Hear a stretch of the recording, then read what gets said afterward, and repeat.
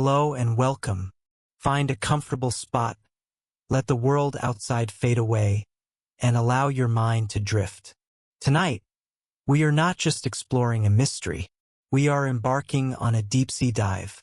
A dive into the abyss of time, into the murky, uncharted waters where history and myth become one, where we go in search of a ghost of a memory, a persistent whisper of a place that has haunted the human imagination for more than 2 millennia.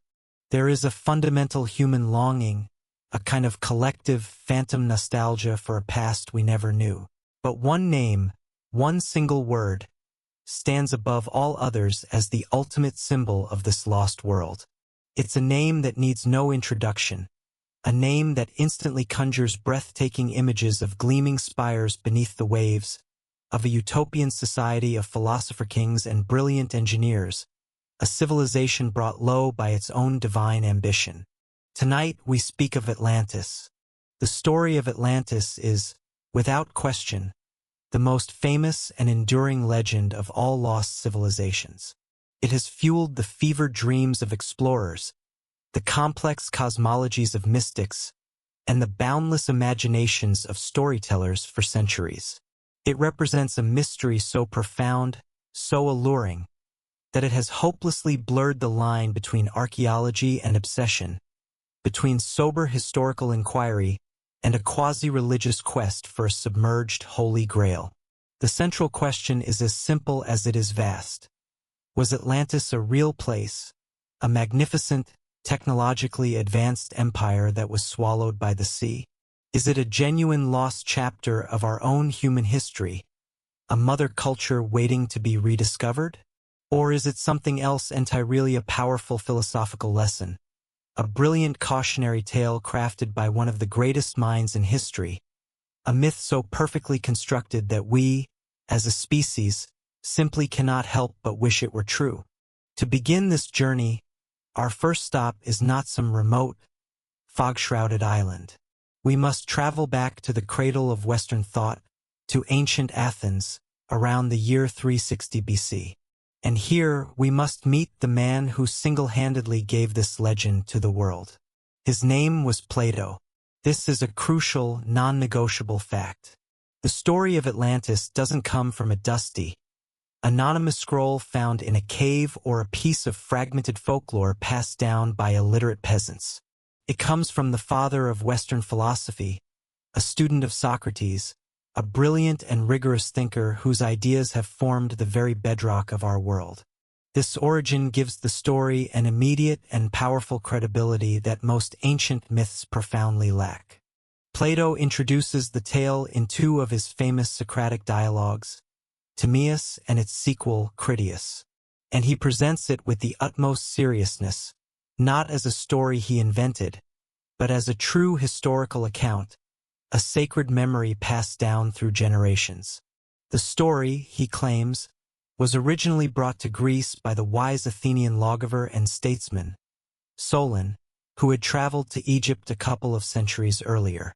There, in the ancient temple city of Sais on the Nile Delta, a group of elderly Egyptian priests revealed a secret history to him, a history preserved meticulously in their sacred records for thousands of years, a history that the Greeks, with their more turbulent past, had tragically forgotten.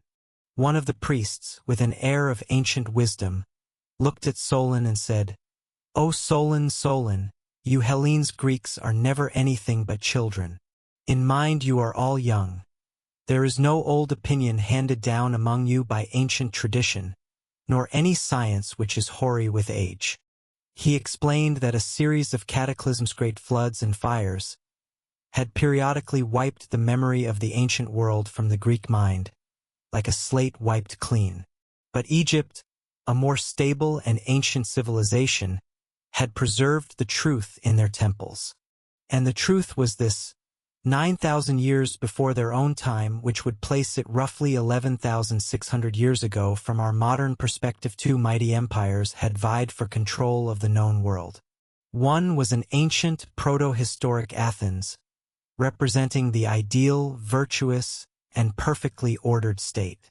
and the other was a vast, powerful island empire located out in the Atlantic Ocean, in front of the straits which are by you called the Pillars of Hercules, what we today call the Strait of Gibraltar.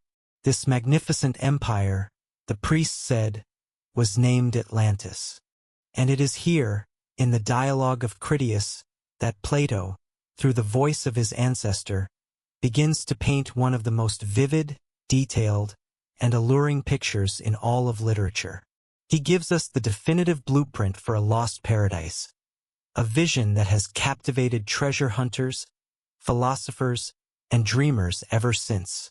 Imagine, he says, a vast island larger than Libya and Asia, which he meant North Africa and Asia Minor, modern-day Turkey put together. This island was the heart of a great and wonderful empire that ruled not only over its own land, but over many other islands and even parts of the surrounding continents, stretching into Europe and Africa. The island itself was a marvel of natural wealth and brilliant, almost divine, engineering. Its origin story was rooted in the gods. It was a gift from Poseidon, the god of the sea, earthquakes, and horses. In the beginning, Poseidon surveyed the world and chose this island for himself. There, he fell in love with a mortal woman named Cleito, whose parents had died, leaving her alone. He settled her on a hill in the middle of the island and, to protect her, he used his divine power to break the land around it into a series of perfect, concentric rings of land and water, 2 rings of land and 3 of sea, as if drawn with a compass. He created a natural fortress that was both beautiful and utterly impenetrable, for ships and sailing had not yet been invented. For generations, the descendants of Poseidon and Cleitotan kings born from 5 sets of twins ruled Atlantis in peace and harmony. They were a noble and virtuous people, and they used their incredible ingenuity and the island's vast resources to transform their home into a utopia. They built great canals, 100 feet deep and 500 feet wide, to connect the outer rings of water to the sea and to each other, allowing ships to sail directly into the very heart of the city. The land itself was a bounty beyond imagination. The climate was so perfect that there were 2 harvests a year. The soil was rich, the great forests provided endless timber for building, and the island was home to all manner of animals, both wild and domesticated. And Plato, in a specific and intriguing detail, notes that the island had a large population of elephants. At the very center of the island, on the original hill where Cleito had lived, stood the royal palace and a magnificent central temple dedicated to Poseidon. Within this temple, the 10 kings of Atlantis would gather to dispense justice. For many generations, Plato tells us, the Atlanteans lived in this state of grace. They were wealthy beyond measure, technologically advanced and powerful. But, more importantly, they were virtuous. Plato writes that they despised everything but virtue, and thought lightly of their present possessions of gold and other property. They were not intoxicated by their wealth or corrupted by luxury. They were a model civilization. But then, as all golden ages must, theirs began to tarnish. Something began to change within them. The divine part of their nature, the blood of Poseidon that flowed in their veins, began to fade. It was diluted over generations by their intermingling with mortals. And as the divine spark dimmed, the worst of human nature began to take over. They became filled with unrighteous avarice and power. They became arrogant. They looked upon their vast empire, their incredible wealth, and their unstoppable military might, and they decided it was not enough. They wanted more. They wanted everything. They assembled a massive army and navy and launched a great invasion eastward, through the Pillars of Hercules, into the Mediterranean Sea. They swept through the region, easily conquering parts of Libya and Europe, enslaving their peoples. Their ultimate goal was to subjugate Athens and all that it represented: reason, moderation, and virtue. But the small, idealized state of Proto-Athens stood against them. After all their allies had deserted them in fear, Athens fought on alone. And against all odds, they prevailed. The small band of virtuous warriors defeated the mighty Atlantean army and, in a great victory for the human spirit, liberated all the peoples that Atlantis had conquered. But the final judgment on Atlantis would not come from the hands of man.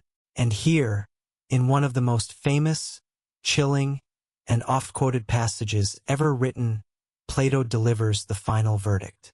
He writes, "But afterwards there occurred violent earthquakes and floods, and in a single day and night of misfortune, all your warlike men in a body sank into the earth, and the island of Atlantis in like manner disappeared in the depths of the sea."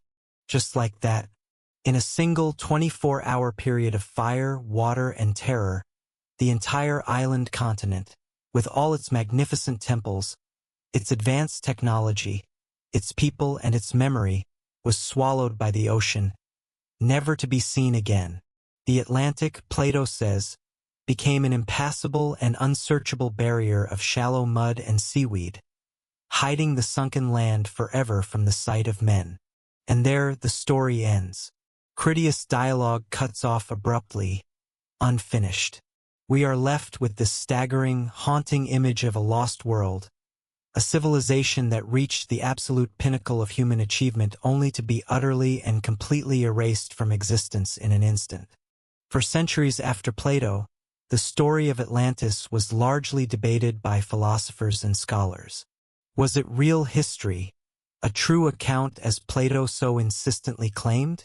Or was it what he himself called a noble lie, a fictional allegory, a powerful myth he created to make a philosophical point?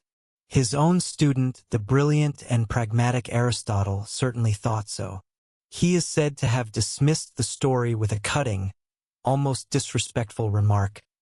The man who invented it also destroyed it.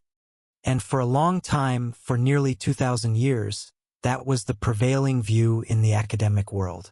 Atlantis was a fable, a brilliant one to be sure, but a fable nonetheless. It was a cautionary tale about the dangers of imperial arrogance and moral decay, a theme highly relevant to the Athens of Plato's time, which had its own powerful and sometimes tyrannical empire.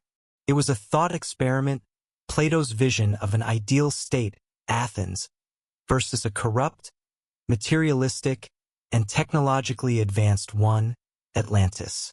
It was philosophy, not archaeology. But the story was simply too good, too powerful, too compelling, to remain a mere philosophical exercise. It whispered of a real, tangible lost world, a tantalizing secret hidden beneath the waves. And in the modern era, the physical search for Atlantis began in earnest. The fuse was lit in 1882 by a man named Ignatius Donnelly, a populist U.S. congressman, a writer, and a passionate amateur scientist from Minnesota. He published a book called Atlantis, The Antediluvian World, and it became an immediate international bestseller. Donnelly didn't just believe Atlantis was real. He put forth a revolutionary and electrifying thesis. He argued that Atlantis was the source of all ancient civilizations.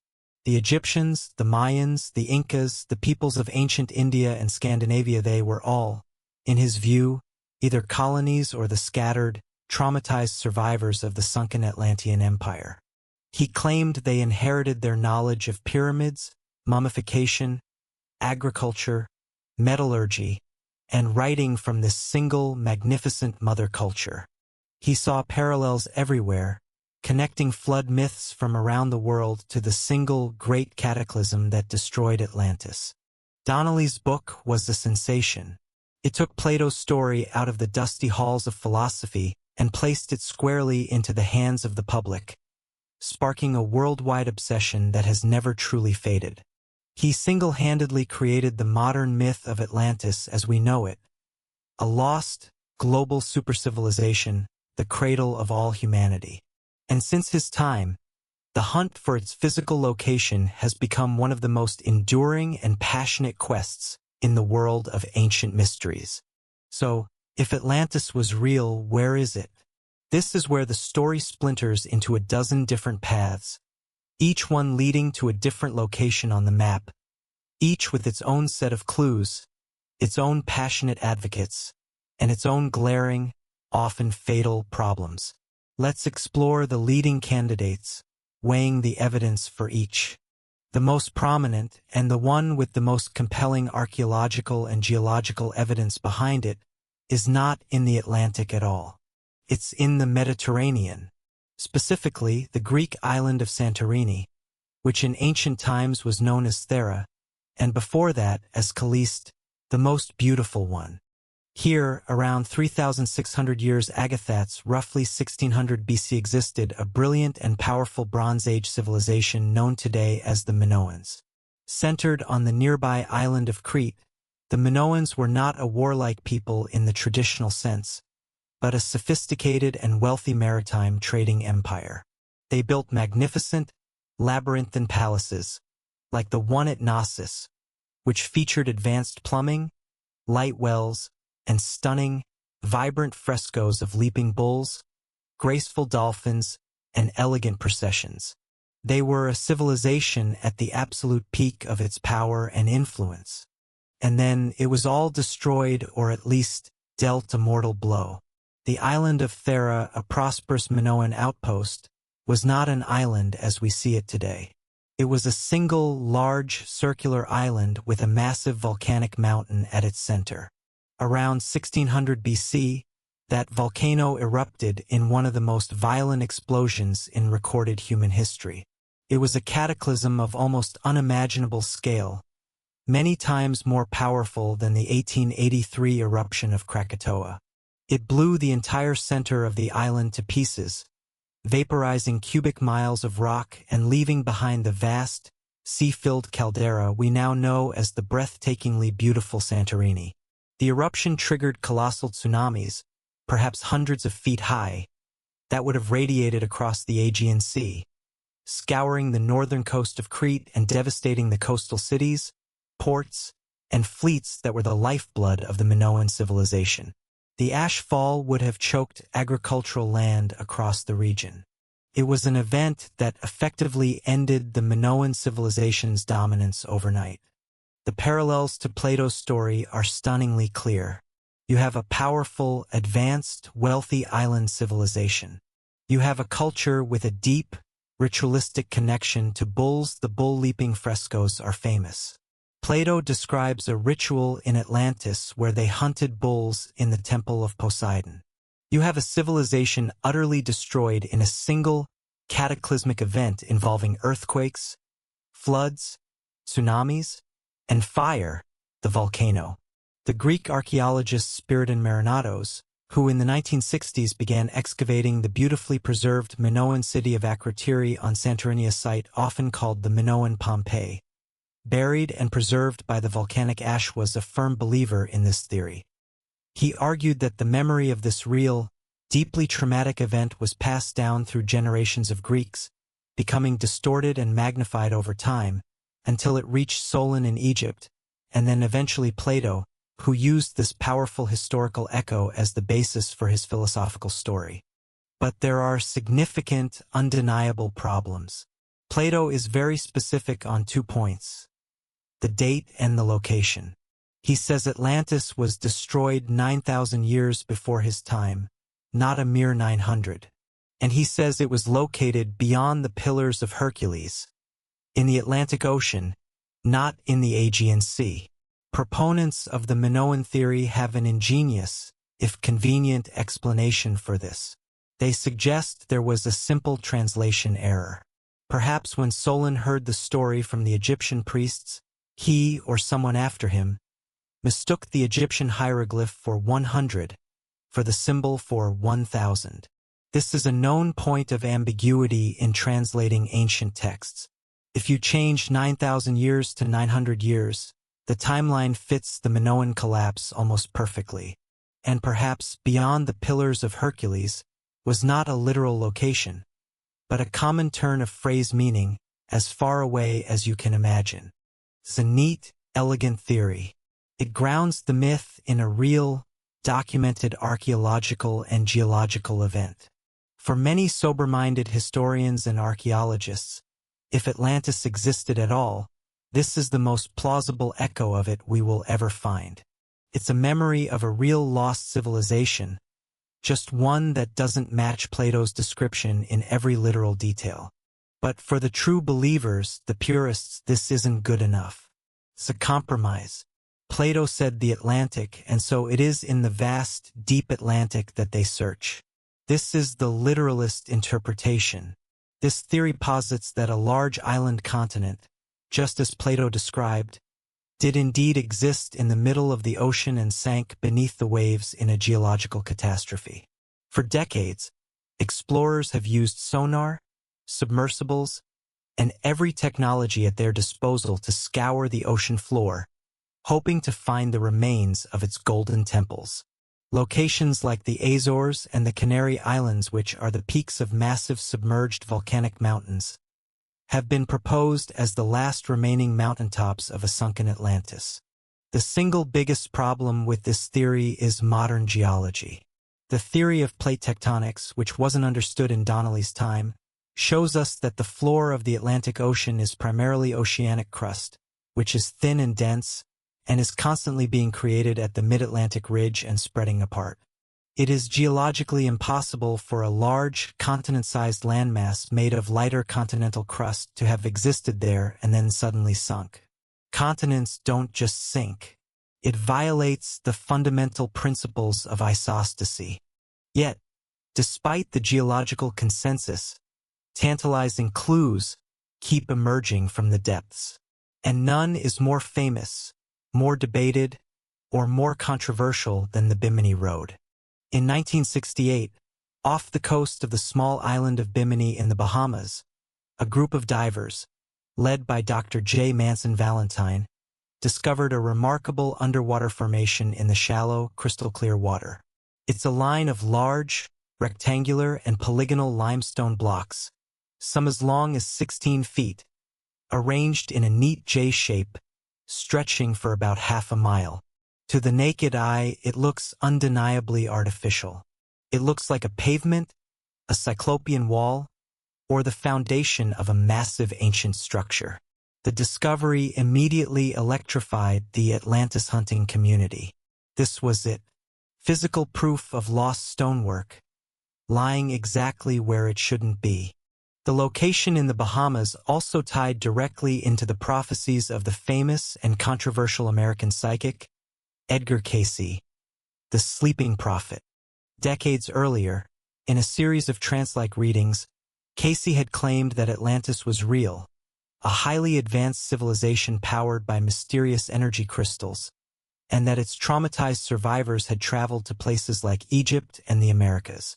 He specifically prophesied that a part of Atlantis, known as Poseidia, would rise again from the sea in the area of Bimini in the year 1968 or 1969. When the Bimini Road was discovered, right on schedule, it seemed like a stunning, almost miraculous confirmation. For years, the Bimini Road was hailed as the smoking gun. But geologists who have studied it have, for the most part, come to a more mundane, if still fascinating, conclusion. They have identified it as the natural formation of fractured beach rock. Beach rock forms when sand and sediment in the intertidal zone are rapidly cemented together by calcium carbonate, forming large, flat layers of rock. Over time, as sea levels change and the rock is subjected to stress, it can fracture along straight lines, creating regular, block-like shapes that mimic man-made masonry. They point to similar, proven natural formations around the world. So, is it the remnant of a lost supercivilization, or a spectacular trick of nature? The debate, at least in the public sphere, continues to this day. It represents the central conflict of the entire Atlantis search, the passionate clash between an alluring, almost spiritual possibility and a sobering, rational scientific explanation. If the middle of the Atlantic is geologically impossible, and the Bahamas are likely a geological anomaly, where else have the searchers looked? The answer is practically everywhere. The myth is so powerful that it acts like a cultural magnet, drawing all sorts of other mysteries, ruins, and anomalies into its orbit. One of the most outlandish, yet surprisingly persistent, theories places Atlantis in a location that seems on its face impossible: Antarctica. This theory was popularized not by a crackpot, but by a respected historian, Charles Hapgood, in his 1958 book Earth's Shifting Crust, for which Albert Einstein wrote a supportive foreword. Hapgood proposed a radical geological theory called Earth crust displacement.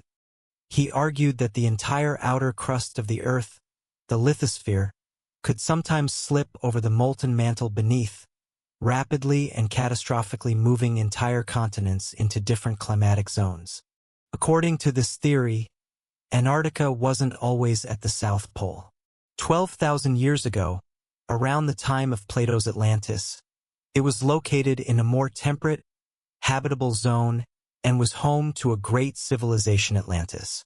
Then, a sudden crustal shift moved the continent to its current polar location, flash freezing the entire civilization, with its cities and libraries beneath miles of solid ice.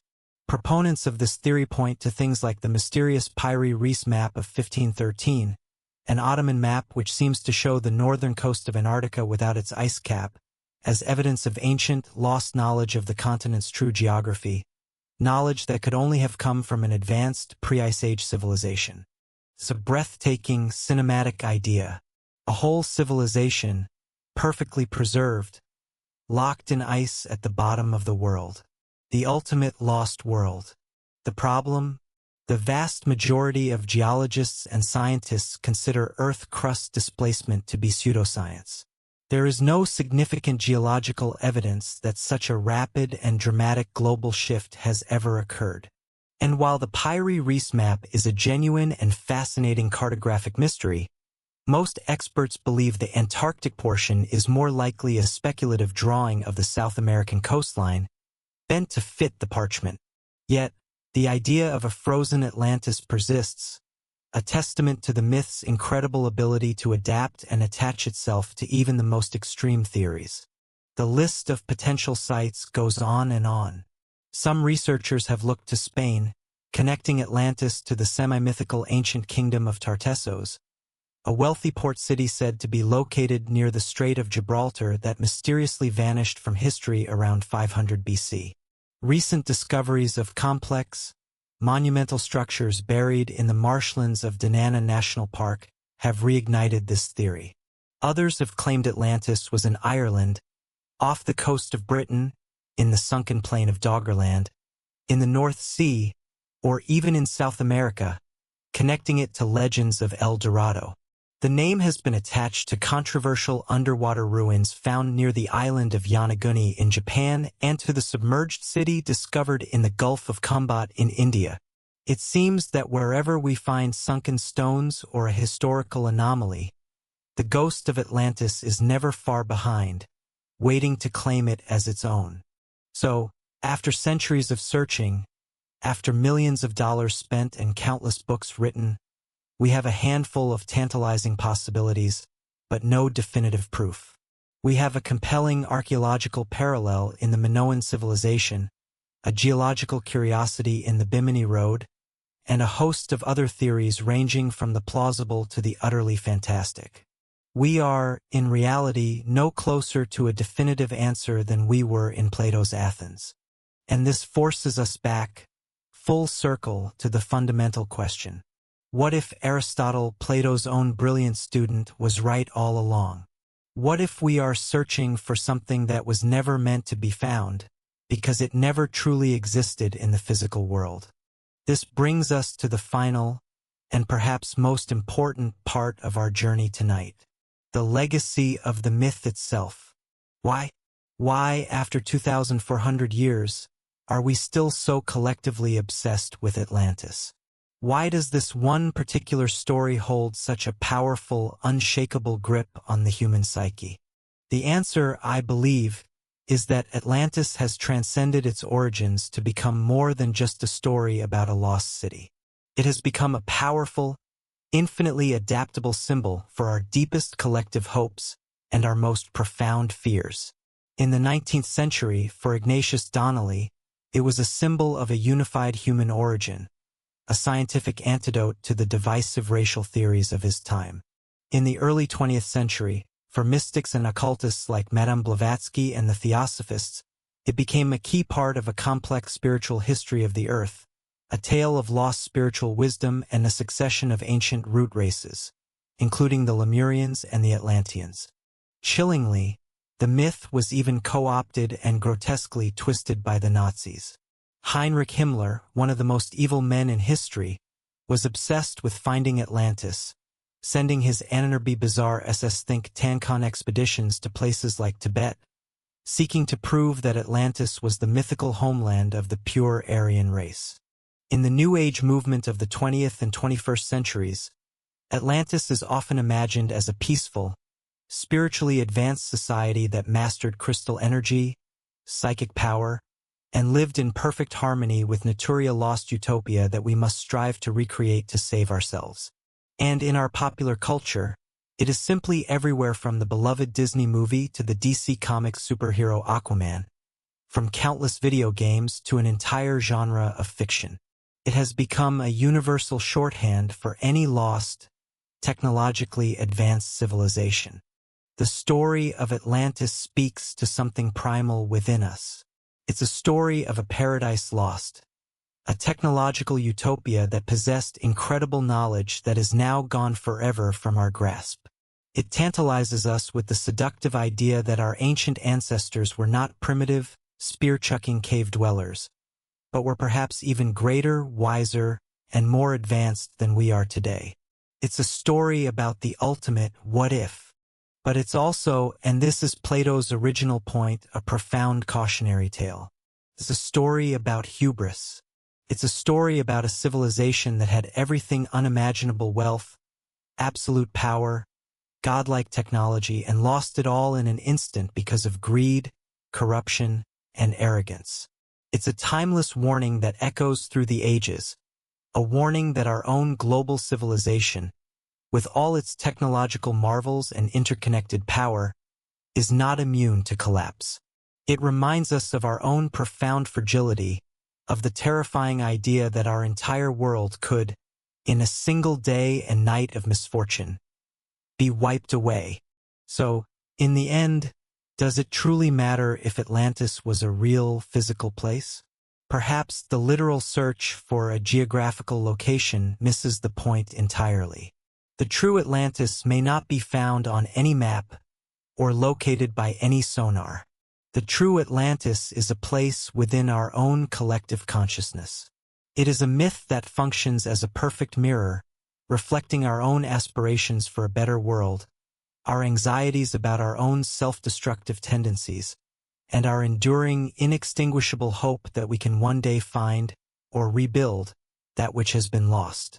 It is the greatest of all ancient mysteries not because we might one day solve it with a lucky discovery, but because its real power lies in the fact that it remains unsolved.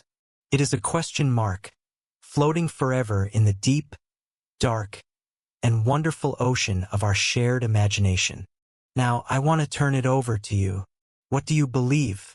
After this deep dive into the original story, the modern theories, the evidence, and the speculation, where do you stand? Do you think Atlantis was a real, physical place? If so, which location seems the most plausible to you? The compelling case for the Minoan civilization on Santorini, a literally sunken continent in the Atlantic, a city buried under Spanish marshland, or somewhere else entirely? Or do you believe it was a brilliant and timeless philosophical allegory created by the master storyteller Plato, a story never intended to be taken as literal history? And perhaps most importantly, why do you think this story, above all other tales of lost civilizations, continues to fascinate us so deeply? I truly want to know what you think. Let me know your thoughts, your theories, and your ideas in the comments below. The quest for Atlantis is a great conversation that has spanned millennia, and every new voice, every new perspective, adds another layer to its incredible, enduring legacy.